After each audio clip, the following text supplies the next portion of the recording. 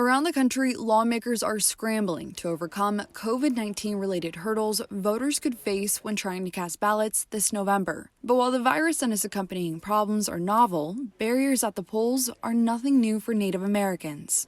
We need to stand up and make this change together. Daleen Redhorse is a field organizer with the Rural Utah Project, a nonprofit that works to empower underrepresented voters through voter registration and education. While filling out registration forms seems simple enough, Redhorse says that is where many Native American voters get derailed. I think the biggest hurdle right now is their addresses, the physical addresses. Like I said, we don't have street names or house numbers. According to the First Nations Development Institute, roughly 54% of American Indians and Alaska Natives in the U.S. live in rural areas. Addresses are often identified by nearby county roads and landmarks, with residents using P.O. boxes in the nearest town for mail. Without traditional addresses, these voters are often given incorrect voting districts and are unaccounted for during the census.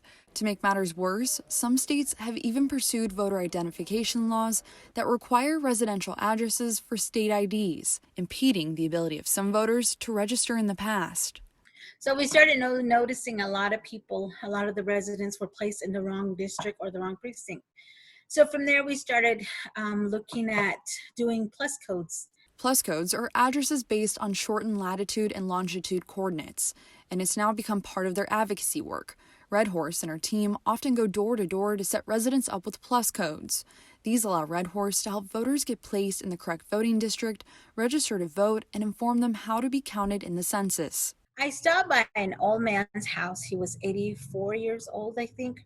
He's a veteran. He was disabled and all. He was very excited to see that I was there to get him registered. He's like, this is the first time anybody has ever come to my house, told me about the elections, registered me. Now I know when I vote, my vote is placed in that count. And there's been a push to make sure those votes count, especially among Native American members of Congress. There's no secret we've had historical disenfranchisement of the Native American vote. And so I think we're all going to be on the front lines making sure that everyone's vote counts. Representative Deb Haaland, who has a track record of pushing legislation to secure fair access for Native Americans at the polls, says it falls on everyone to care about the voting rights of each other.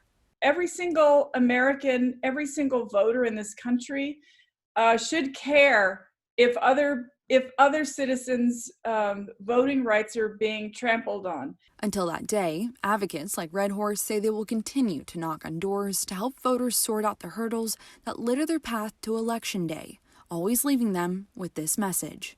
This is your world. You want to live in it and you want to preserve it for your kids, grandkids, great-grandkids. Right now is the time for you to make that change, express your opinions through your vote. For Newsy, I'm Meg Hilling.